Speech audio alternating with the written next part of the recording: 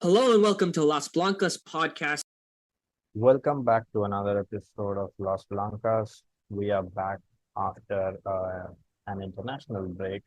This is a sort of a recap video for the international break that just finished ahead of a very hectic month of March, which we would like to call March Mayhem moving forwards. And as international breaks come and go, they always bring with them something bad.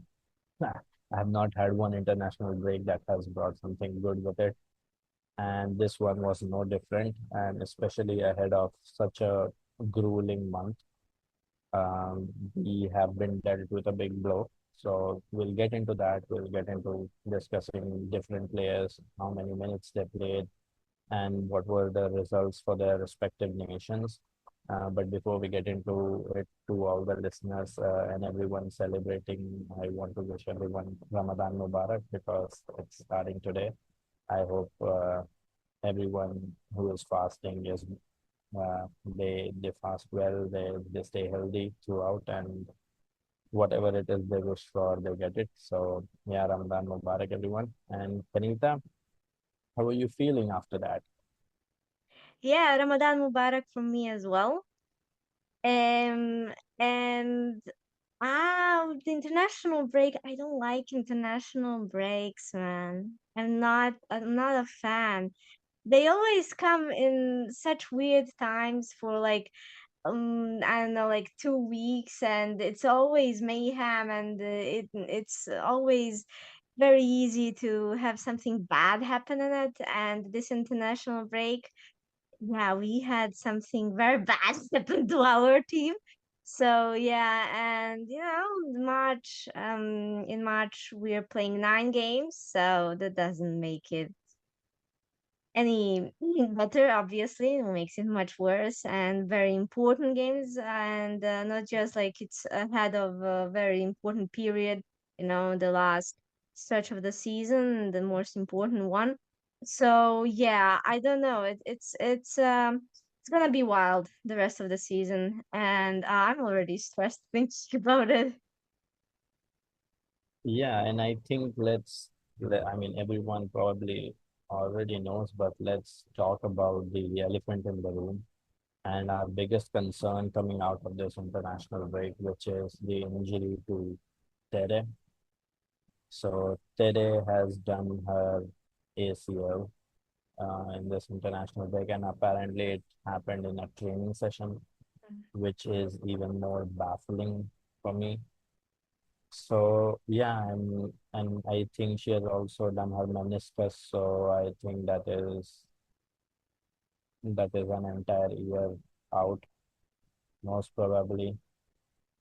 We will see. And this injury couldn't have come at a worse time. Uh, Ahead of a month of March where we are playing, 9 games, as you mentioned, we will be playing almost every 3 days, and these are like high intensity games as well. So there will be some big games, and in these fixtures, you need somebody like Tere of her caliber controlling the midfield and everything. So it instantly puts an extra amount of pressure on the remaining midfielders because now they'll have to play every single game. This puts extra pressure on Toletti, who had who played both the games this international break. So she'll have to instantly slot in and fill the gap. It will put extra pressure on Melanie Leopold. It's good that Melanie doesn't have to go with Germany anymore, and she can rest during the international break. That is a positive for us because she will be at least fresh and ready. But apart from that, it's Angeldahl also is a crucial part for Sweden, and she also was heavily involved in the international break. So, two of our remaining three midfielders, have basically have played a significant amount of minutes in this international break and will be forced to play every single minute moving forward because we're again a key part for Scotland, and she played both the games as well. So it's not going to be easy. But if I try to look at the positive side, this opens up the door for Irune very well. Irune has impressed in whatever time she's gotten on the pitch. We know that she is very young, but maybe she can fill in and she can help us close down games, or maybe start some of those, and help us get that rest for some of the players. So yeah, what do you make of that injury, and how do you think that is going to impact our squad in the month of March? Yeah, first of all, I don't know if Leupolz is even back yet. I think it was estimated to be for her to be out like for 2 months, and she suffered an injury in January, so it should be like around here. I just want her to recover well. It's very important to recover well. So, just to get that out of the way. So basically, we have like, for what we know right now, obviously we don't have the squad list yet for the next game, but um we have three midfielders available in the first team. Obviously, we have Iruna as well, which has been a regular lately in the first team squad list. She played only 2 games, but yeah, it's interesting. So yeah, first of all, the nature of when it happened was actually disclosed by the club.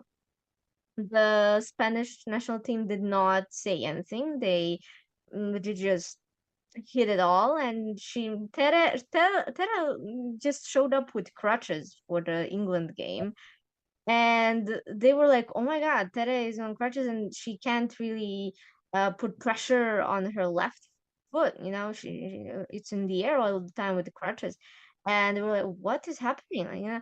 And in the parte medico that the club issued, they said she suffered this injury during training with the Spanish national team last Tuesday, held at Wembley. So it was, like, the training day before the game. And they said nothing, absolutely nothing. They just hit it, and with reason, people were pissed. You know, like, how can you just hide an injury that immediately had to look bad, because it did. She had to be carried. There's a pic from the training, like, and it's crazy when, like, people more often, like, ignore the meniscus, because meniscus on its own is like a 2 to 3 month recovery, something, but it is tricky. And there can only with meniscus there can be a lot of complications later on, but with ACL and meniscus, yeah, she's probably gonna be out for the whole year, and people are really lowballing this injury. I just take, time with Tere. She will need time and patience for this recovery, and I just don't want us to rush her, to say, oh my God, if she's not ready by the end of the year, then she's not ready by the end of the year, just what I'm saying. And we'll manage somehow,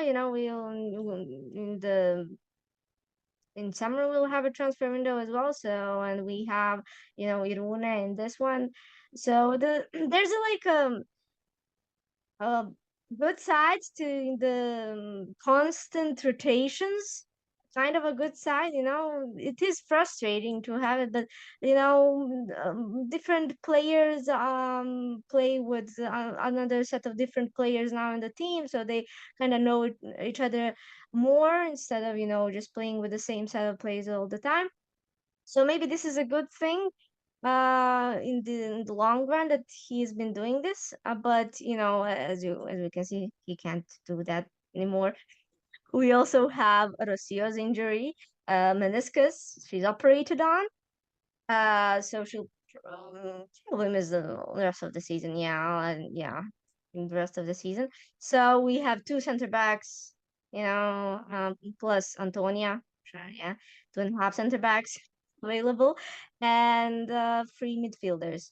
And it's not not fun. I just want Iruna to do well. I hope this means that it's gonna open up more opportunities for her, and yeah, that she'll show us more in like important games as well. At least there's some good side of it. I don't know. ACL and meniscus is never a good side, honestly.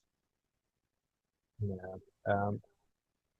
And the thing is that we have to factor the players that will be filling in, Lakrar as well at centre back, who will probably have to play every single game now with no Rocío. Um, he also started both the games for France, and Toletti did so as well for France. Weir did so for Scotland. Angeldahl did so for Sweden. So, it's all these players are very important for the national side, so they won't be dropped there. They won't be getting that rest for the 2 weeks, and then they'll have to constantly play with the club side as well. So I mean, I hope the workload management is good, but I think we are going to have to be very careful with the minutes for a lot of these players, and we can only hope that we don't run into any more injuries in the month of March, because our schedule is quite bad. Playing 9 games in the span of 30 days, it's not easy fixtures. We are starting it off with Athletic Club themselves. Now, for whatever it's worth, for whatever injury problems that they are having, they are still a very good side. Then we will have to face Arsenal. We'll have to face Barcelona as well. So it's not easy. It's not gonna be easy. Uh, so let's hope for the best. But let's talk about the international break. So we had 4 countries in the UEFA Women's National League. Once again, I have no idea what is going on with this league. Sometimes it just keeps happening at all times. I don't understand sometimes, but yeah. I mean, it doubles down as qualifiers as well earlier, and now it's just the league. So it was the idea behind it was to add weight to a lot of meaningless friendlies, and I think it has done that in some capacity, but it has also increased the pressure on the players on international duty, that they have to, all the key players have to play. There's a little room for error in that sense. So we had 4 countries with Madridistas playing in the UEFA Hi. Women's. Oh, we have 5. We had 5. It was Spain, it was Denmark, it was Scotland, it was Sweden, and it was Right. France. So it's 5 countries, and wherever we had players, apart from Spain, because Spain have so many of our players that they have the room for that rotation. I think most other places our players started and finished the game. So let's begin by talking about, I guess, France first, because 2 of our players were there. It was Toletti and Lakrar. Both started both the games. They played against Norway and Iceland, won both the games, but that Iceland game, they made it worse towards the end. The Norway game as well was not a very comfortable sort of finish or anything. They won 1-0. So it wasn't the most convincing performance from France, but I feel like in the second game, especially against Iceland, I feel Lakrar was slightly better. Both the Toletti and Lakrar both played the entire 90 for both the games. So, there's that. These are 2 of our key starting players who had 180 minutes in their times in the international break. And yeah, I mean, there wasn't much. I honestly, like, I feel like France is a very drab watch these days. I'm not sure what is going on, but tactically as well, that side is not that great to watch, to be honest. The only interesting thing I picked up from the France games was the usage of Sakina Kapchawi, which everyone knows her as this left back or a left wing player, but here she was sort of being used as an interior in midfield, where she would run, or she was given that freedom to roam around or across the width of the pitch. and influence games. And she did influence games. She picked up multiple assists against Iceland. So, that's something if neutral fans can keep an eye on. That's an interesting development happening there. Even with PSG as well, I think she is now being played slightly higher up this season, and she's allowed that freedom to be moving across the width of the pitch. So it's sort of like an Amel Marjorie from years before, where she was used in midfield and she was allowed the freedom to run and sort of play those final balls. And I think Kashao is on that path. Maybe we don't know, but it's an interesting thing to follow. Apart from that, France always make it difficult for themselves somehow, and I hate that. I used to follow them very ardently. I've stopped now. It's just too much pressure on an international break, man. Like just make games straightforward for once, but no, they won't. So yeah, that was France.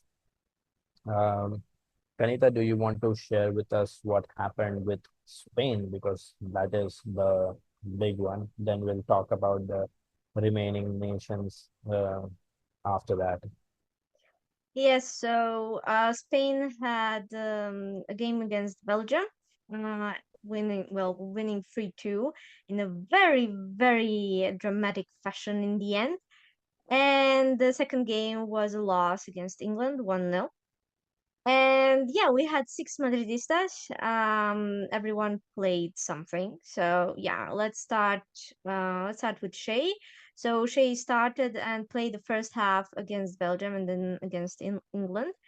Then Tere played almost a full match, 82 against Belgium, and she obviously got injured before the Yeah. England game, so she didn't play that one. Redondo, she started and played 60 against Belgium and got on for the last like 7 minutes against England. So yeah, just to mention that. Athenea played, well, Athenea didn't start either of the games. She came off the bench both times. She played 30 against Belgium and 20 against England. Maria, Méndez, and Olga did not play against Belgium. But they started against England, both of them. So Méndez obviously played 90 against England, and Olga 56 against England. So yeah, both very frustrating matches. Especially since I root for Spain here. But first of all, like Belgium, they went 2-0 up against Spain, and it was a really annoying match. They managed to overturn it. Like it was the last two goals were scored in the other time of the game, and it was crazy. Like I don't know, I'm not surprised, but oh my God, Spain hasn't really been playing well lately, and we've been talking about it that they're tactically like going down for the like maybe last few months, and it's really weird to see Spain doing like this. And it's there's also a lot of drama with some players being called up, not called up, obviously, and it's obviously affecting it's obviously affecting this national team. So yeah, and the loss against England, I mean, yeah, some people call it a rematch. Sure, yeah, let's call it a rematch. And after winning the World Cup, but yeah, sure, England got some of the satisfaction. And with this, it's a very interesting group they're in right now, because the group A3 has Portugal as the leader. They're tied with England with 4 points, but it's well, they're tied with everything, but it's because yeah, I don't know exactly why. So yeah, and Spain is in third place with 3 points, and obviously Belgium has nil. So it's a very interesting group, that one. Especially to see like Portugal drew against England there. Portugal drew against England, something that Spain didn't do. So yeah, just passive aggressive tone here. So yeah, this is the state of A3. So Spain, a lot of players involved as we mentioned. But let's talk about uh, let's talk about a country that always somehow underperforms their talent pool. I feel it's Scotland. A team with players like Caroline Weir, with players like Erin Cuthbert, you expect them to be slightly playing better, which they don't do somehow this time around as well. It wasn't really good. Like they lost both the games. I understand that Netherlands is not easy. I get that completely fine. Okay, but against Austria, they should be pushing for it. They lost both those games, and it's been a theme. They will be missing the upcoming Euros as well. They did not manage to qualify for the Euros, which for a country with a talent pool like that, when you look at their team lineup as well, you are left wondering that maybe can this team be performing better. They have players like Martha Thomas as well. They have players like Sam Kerr in the midfield who plays with who used to be with Bayern before. And these are players that are quite good, and these are players that when compared to other nations, they are a decently talented side, and they should be doing quite well, but they are not. Players like Claire Emsley plays for Scotland as well, and they just don't perform. It's something. It's very disappointing. But yeah, I mean, it is what it is, I guess. We have played 90 in both against Austria and Netherlands. They lost both, as I mentioned. They are, if I'm not wrong, they are at the bottom of their group. Yes, they are Germany. They're paired along with Germany, Netherlands, and Austria. So not the easiest group, obviously, not the easiest group. And I don't expect them to pick up points against Germany now either. But the only hope that they have is, maybe trying to get something off of Austria and Netherlands, but they lost that opportunity in this window. So it's going to be tough road ahead once again. And as I mentioned, they will be missing the Euros. So it's a side that hasn't really lived up to their expectations. The other team which had Madridista in action was Denmark. And Signe Bruun obviously is the player that was involved with them. She was involved in both the games, and Denmark are a weird team. They are obviously very very talented. They have Pernilla Harder, they have Signe Bruun, they have Holmgaard twins. They have all these players, really really really good players. They have Amalie Wansgaard as well. Like all of these really talented players, and after that 2017 Euros, where they went to the final, Pernilla Harder was firing on all guns and everything. Yes, they lost that final, but that felt like, uh, start of a new age at Denmark. It felt like, okay, this is a side that needs to be taken seriously at the international stage, but they will live up to, they'll go past every big opponent, they'll cause them problems, but it hasn't happened since. They have been very inconsistent. There have been changes in the managerial situation as well, I think, and it hasn't helped. Pernilla was injured in between, and she wasn't available. So with her availability, I think it's slightly better because she takes that charismatic role in the team, and she powers them through. And she did that in this game, in these set of games as well. They won against Italy, but unfortunately they did lose against Sweden 1-2. And Bruun was not involved in the goals, but I think it was a decent performance. I think I'm not a big fan of the way they set up most of the times.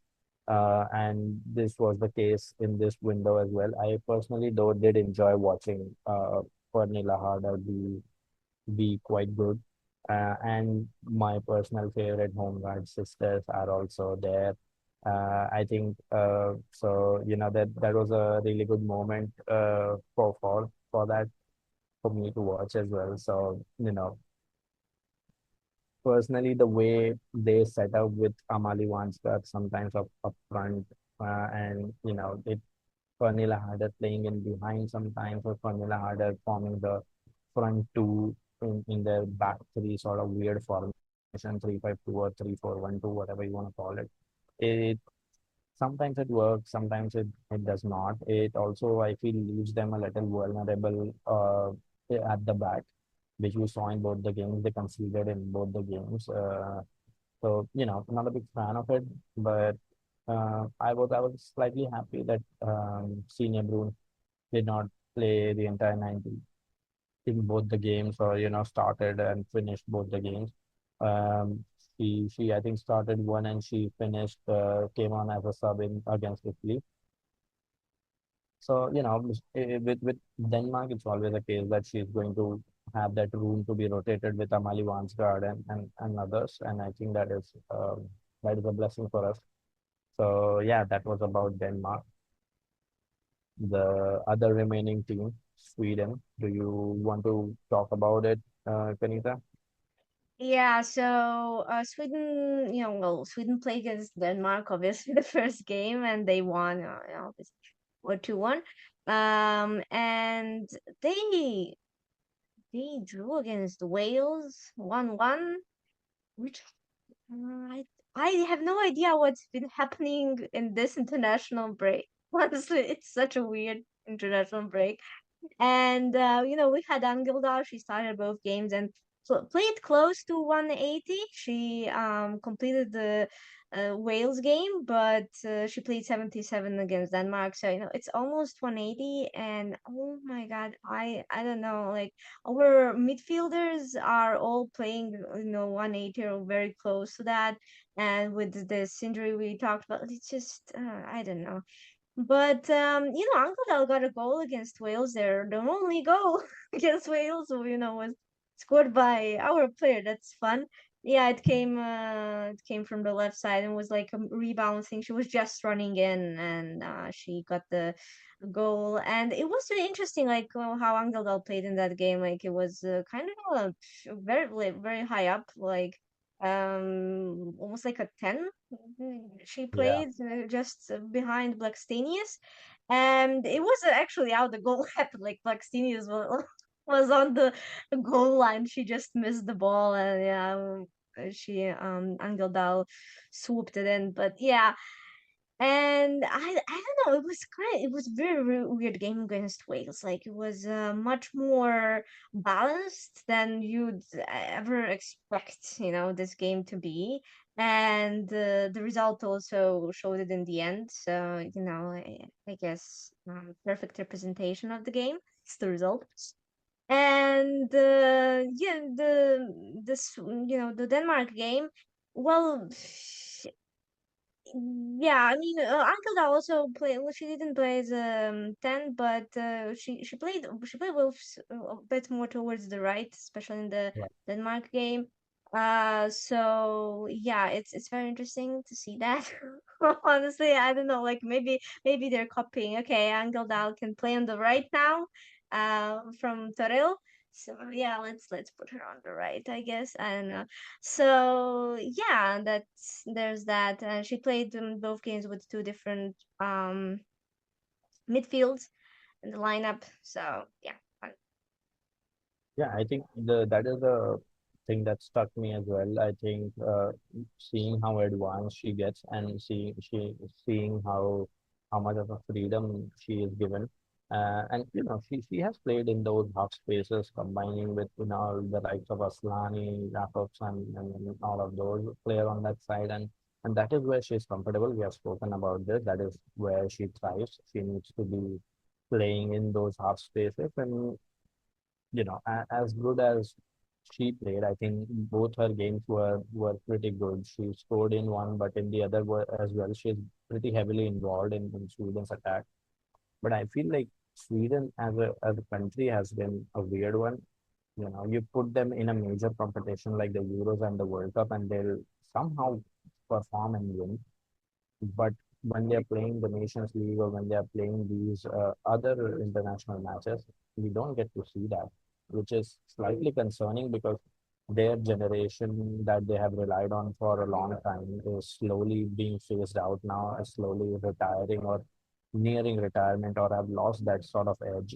And this is when, a country as a whole can go into a transition phase. And as much as, people would like to push back and say, oh no, but they have these players coming up and XYZ players coming up, the amount of quality and the amount of reliance that they have had on the previous generation was quite a bit, and it's going to be slightly difficult for them. And I think we are seeing a little bit of that in their performances as well. They are not able to dominate as much as they used to, or as we are used to seeing them do.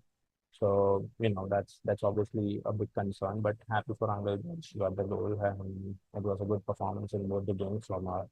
Our player was involved is the SheBelieves Cup, the prestigious SheBelieves Cup with that iconic image of Millie Bright and Alexia Putea sharing the golden boot in its first edition.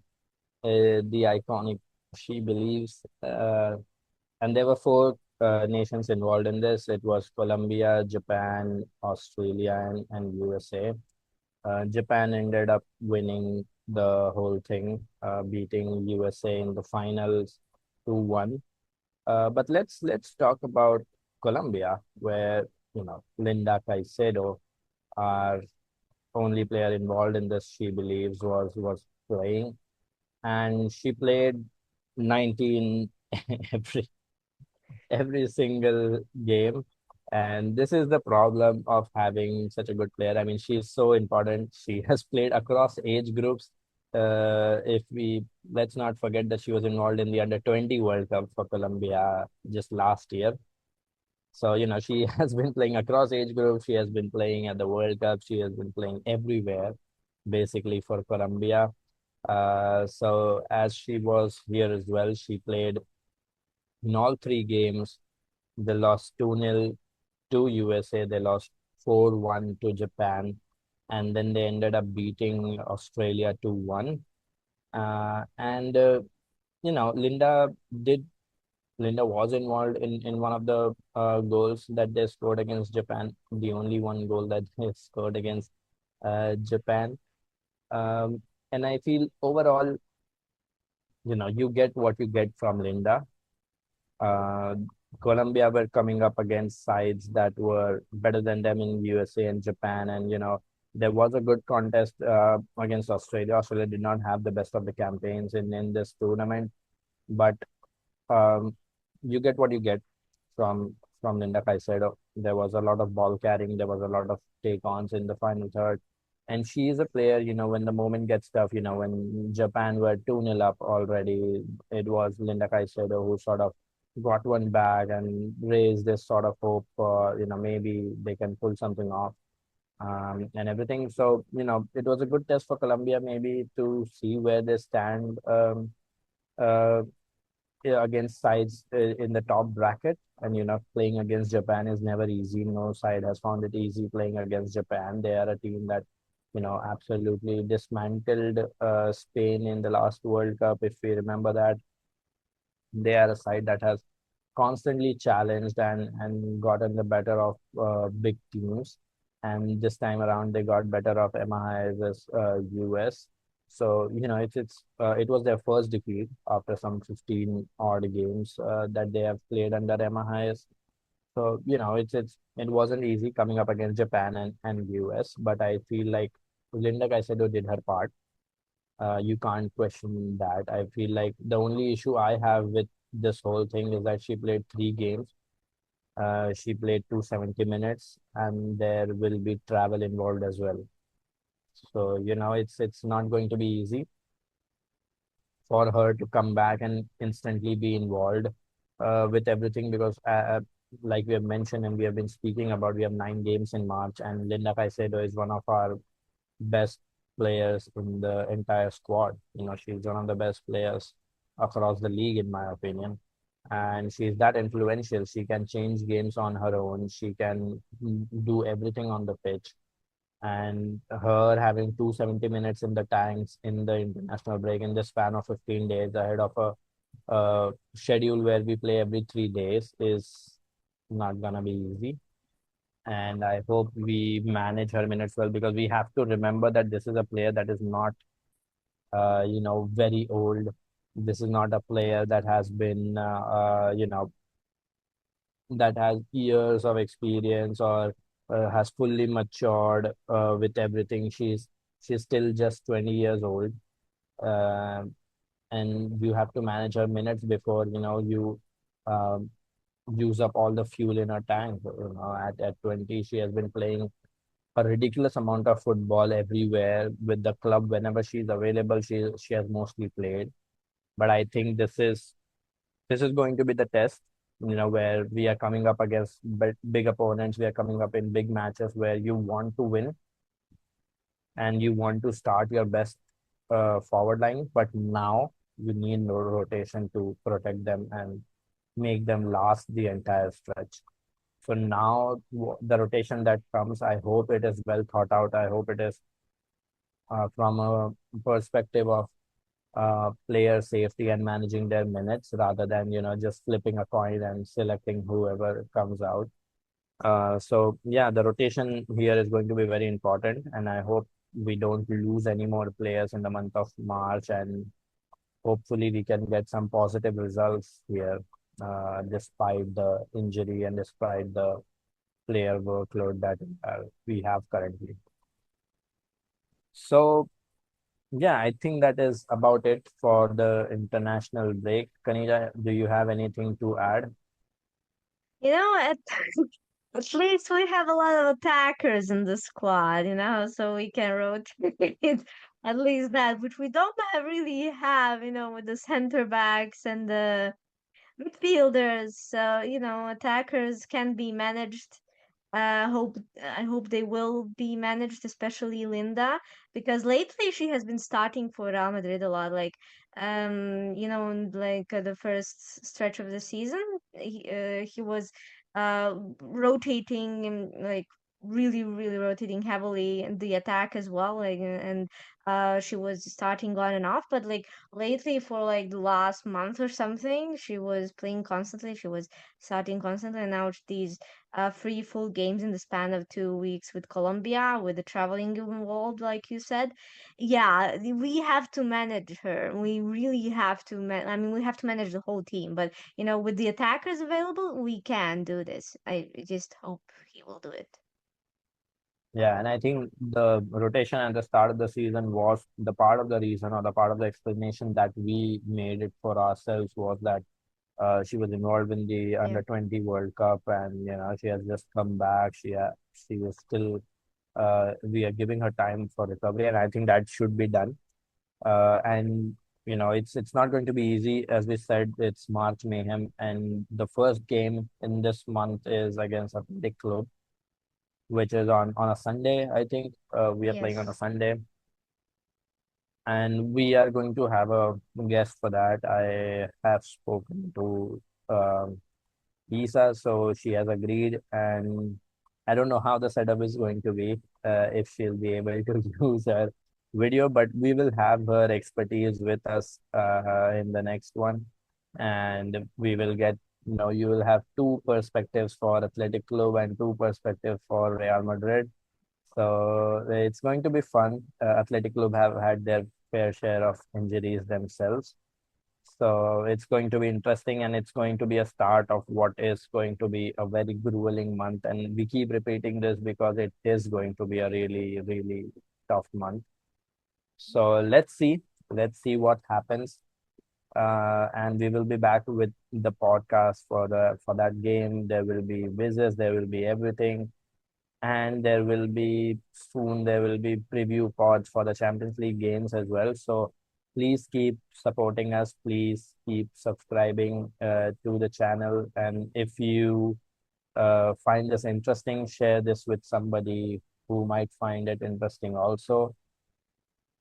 And yeah, just thank you for whatever support you guys have given us. We see all your comments as well. You guys putting out a comment just to help us with the algorithm and everything. We see that. Thank you very much for that. And we just hope you guys keep continuing to support us that way. We will keep improving the content. We'll keep improving the format. We'll keep experimenting, and we'll try to bring you the best possible Real Madrid coverage around, and Warsaw coverage as well. So yeah, I think that is about it. Until next time, Hala Madrid. Hala Madrid.